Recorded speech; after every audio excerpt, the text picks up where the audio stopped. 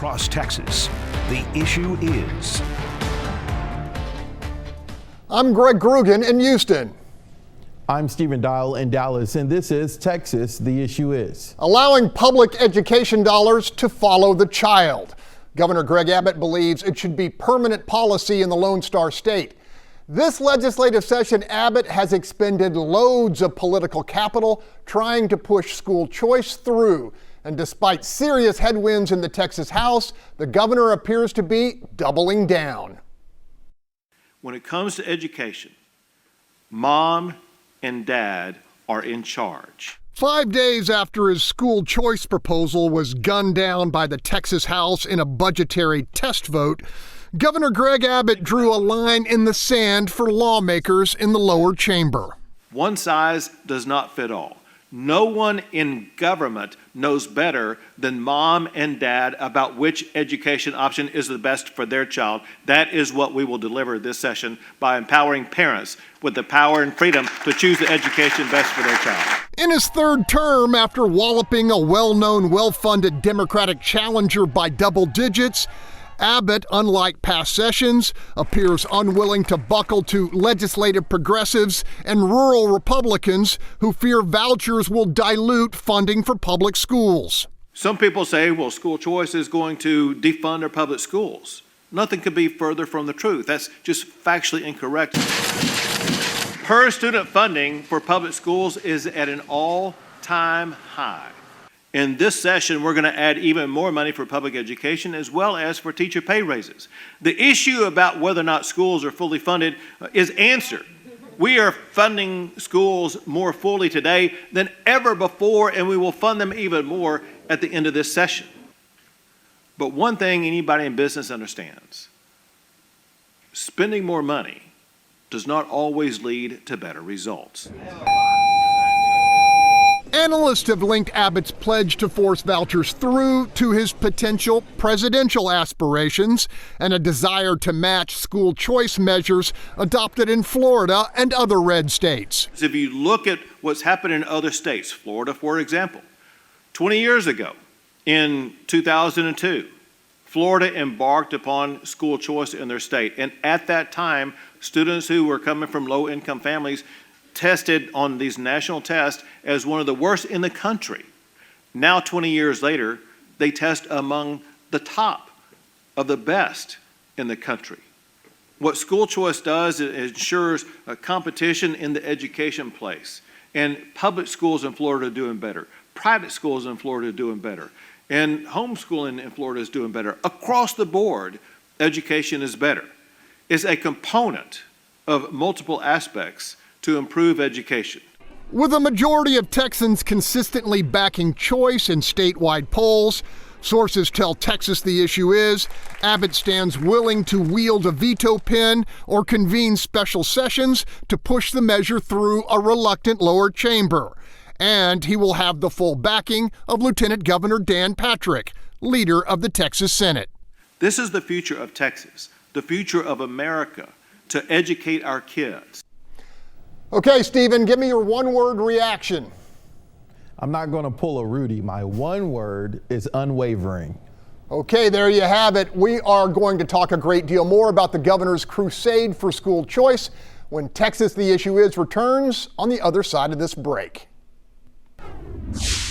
Welcome back as we unpack Governor Greg Abbott's bid to push school voucher legislation through a reluctant Texas House and onto his desk for signature. Joining Stephen and I this week, highly regarded Rice University political analyst Mark Jones.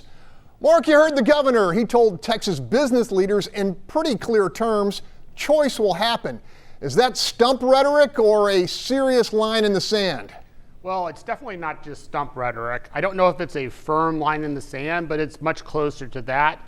I think the governor is serious this session about making a full out effort to get school choice, at least in some form, and is willing to use his veto pen and block things or call a special session and even threaten to pass legislation that Democrats wouldn't want to see passed during a special session on that special session agenda.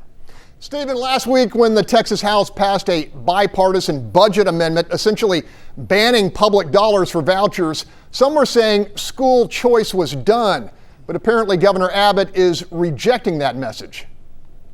Yeah, Governor Abbott's not going to let this go. And I mean, he's using a lot of political capital every week since announcing this push. Since our interview with Governor Greg Abbott, he's been going to city after city, and he's not going to stop. He's not going to back down. And so what it looks like is we could be gearing up for a special session. Now, the House sent a strong message, and I don't think there's going to be enough arm twisting to just overturn that overnight. In the House Education Committee this week, they were talking about different aspects of it, and I think Governor Abbott is using the word choice. I don't think Democrats and rural Republicans are against choice, but they're against using public funds for it. Mark Jones, you heard the governor's reference to school choice success in Florida. How much does his national profile and potential presidential aspirations factor into the governor's crusade? Well, I think it's more about his national profile and his standing among Texas Republicans than a presidential bid. I don't see Greg Abbott running for president. But that said, I think it's getting tougher and tougher for the governor in the largest red state in the country to explain to Republican activists and Republican lawmakers and Republican supporters why Texas is so far behind school choice in places like Arizona and Florida. That 20 years ago or so, we were in the same place, but Republicans are upset that they've moved ahead where they effectively have school choice for all, whereas Texas has no school choice. Stephen, during the Senate debate on this issue, we learned that this initial choice program would have funding for roughly 62,000 kids in a state with more than 5 million public school students. That's a pretty modest percentage, and yet opponents are warning of the destruction of public ed as we know it. Does the rhetoric match the reality here?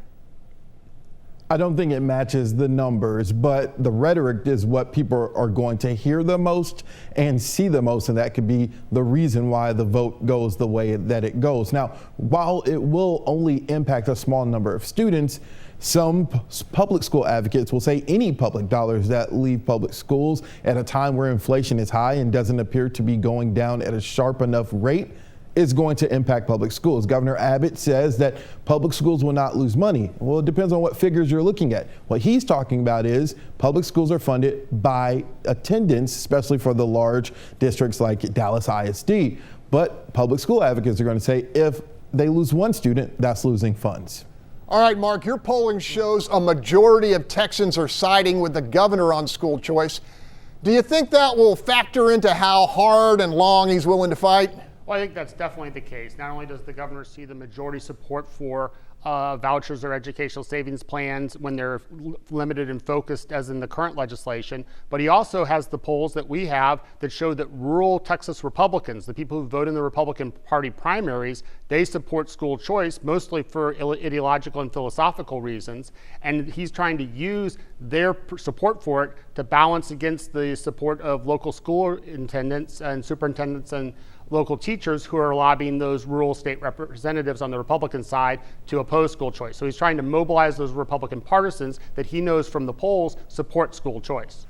Stephen, given Abbott's party controls the Texas House, can the governor lose this fight without major damage to his stature? Well, the news cycle is short, right? And so we forget things very quickly, at least the viewing public does. If he loses this fight, will it look bad from a national perspective as far as a Republican governor? Sure, but then he can easily just bounce back to beating President Biden over the border, fentanyl, and looking at real issues like people dying from fentanyl. He can use that politically to his advantage, even though it's an unfortunate topic. Okay, let's leave it there. To see this interview and others, go to our Fox Station's YouTube pages and continue the conversation with us on social media. Things continue to heat up in the Texas legislature, so join us next Sunday for another edition of Texas The Issue Is, and be sure to let us know what you think the issue is.